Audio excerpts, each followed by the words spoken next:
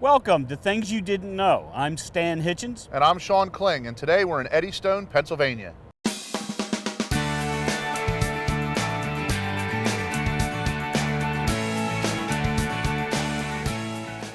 I'm standing in front of the Baldwin Towers, once the headquarters of the largest producer of steam locomotive engines in the United States.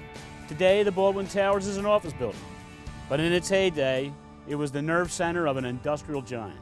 Baldwin Locomotive was founded in 1825 by Matthias Baldwin, a local tinsmith and jeweler who had designed a steam engine so reliable that it had caught the attention of the booming Philadelphia railroad industry. Business got very good for Baldwin in the 1800s. Eventually, Baldwin had to open up a 196-acre site in Philadelphia off of Broad Street to accommodate demand. Throughout the Civil War and the latter part of the 1800s, Baldwin even got bigger. They outgrew themselves and eventually had to move here to a 600-acre tract in Eddystone, Pennsylvania.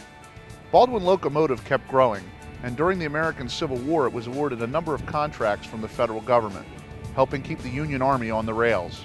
In 1866, Matthias Baldwin died, but his company was going strong as ever. During World War I, the company moved its manufacturing to munitions and made rifles for the British and American military. They also made a number of railroad guns and railroads for the Russians, and to assist in their war effort. I'm standing by one of the expansion buildings that they built during the war, right behind me. Shortly after the United States entered the First World War, here at Baldwin, there was a giant explosion in one of the munitions buildings. 136 people were killed, over 200 were injured.